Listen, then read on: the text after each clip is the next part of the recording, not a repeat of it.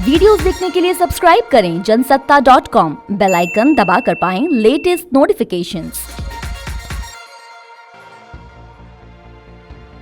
बिहार विधानसभा का चुनाव जैसे जैसे नजदीक आ रहा है, वैसे ही राज्य के राजनीतिक समीकरण तेजी से बदल रहे हैं।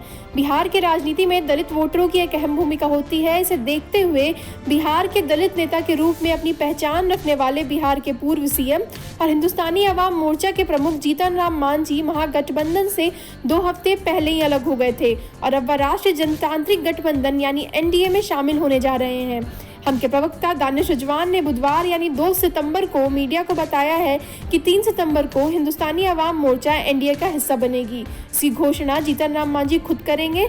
वहीं दूसरी तरफ आरजेडी और जनता दल यूनाइटेड दोनों अनुसूचित जाति यानी एससी वोटों पर अपना फोकस कर रहे हैं। तो आइए जानते हैं इस रिपोर्ट में बिहार में होने वाले विधानसभा चुनाव में बदलते राजनीतिक समीकरण के बारे में और साथ ही दलित वोटों के बारे में।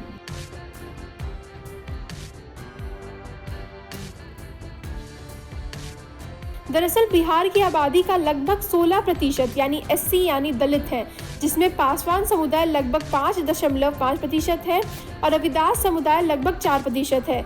यह दोनों समुदाय बिहार चुनाव में महत्वपूर्ण मतदाताओं में से एक है। लोक जनशक्ति पार्टी के अध्यक्ष चिराग पासवान और मुख्यमंत्री नीतीश कुमार के बीच रिश्तों में कड़वाहट देखने को भी मिली है, जिससे बिहार की राजनीति में उलझनें पैदा हो गई हैं। ऐसे में दोनों दलित नेताओं के अगले कदम का सभी को इंतजार है। हालांकि जीतन राम मांझी के एनडीए में शामिल होने की खबर सच होती है तो बिहार में एनडीए दलित वोट बैंक के हिसाब से मजबूत स्थिति में पहुंच जाएगा, जबकि दूसरी तरफ पूर्व राज्य मंत्री श्याम रजक ने भी जेडीयू छोड़ अपनी पुरानी पार्टी आरजेडी में फिर से शामिल होने का निर्णय लिया है। इसके बाद राज्य की दलित राजनीति में उथल-पुथल मच गई है। रजक ने सोमवार को मुख्यमंत्री नीतीश कुमार को दलित विरोधी बताया था।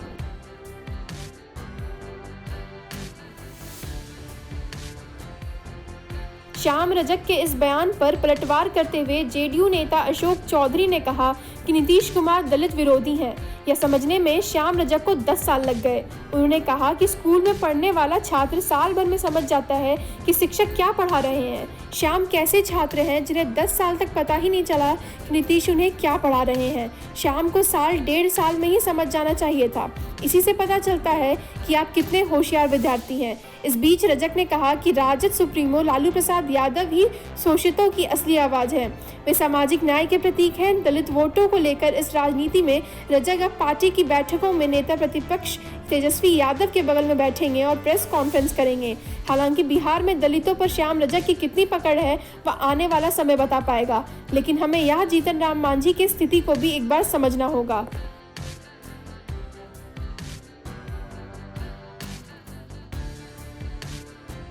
गौरतलब है कि बिहार में दलित और महादलित के करीब 16% वोटर है। इसमें से करीब 5% रामविलास पासवान की पार्टी के साथ होने का दावा करते हैं।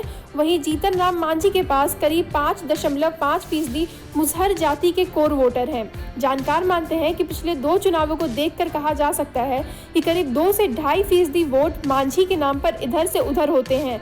तो यही वजह है कि मांझी की भूमिका बिहार चुनाव में महत्वपूर्ण होते जा रही है। मांझी विधानसभा चुनाव में 15 सीटों की डिमांड कर रहे हैं। हालांकि सूत्रों के हवाले से बताया जा रहा है कि उनकी पार्टी को 9 से 12 सीटें दी जा सकती हैं। तो ये थी बिहार विधानसभा को देखते हुए राजनीति में हो रहे उथल-पुथल पर हमारी रिपोर्ट। आपको कैसी लगी यह रिपोर्ट कमेंट बॉक्स में बताएं। साथ ही इस पूरे राजनीतिक समीकरण पर आप क्या कहना चाहते हैं कमेंट बॉक्स में जरूर लिखें। बाकी देश दुनिया की खबरों के लिए बने रहिए जनसत्ता के साथ। धन्यवाद।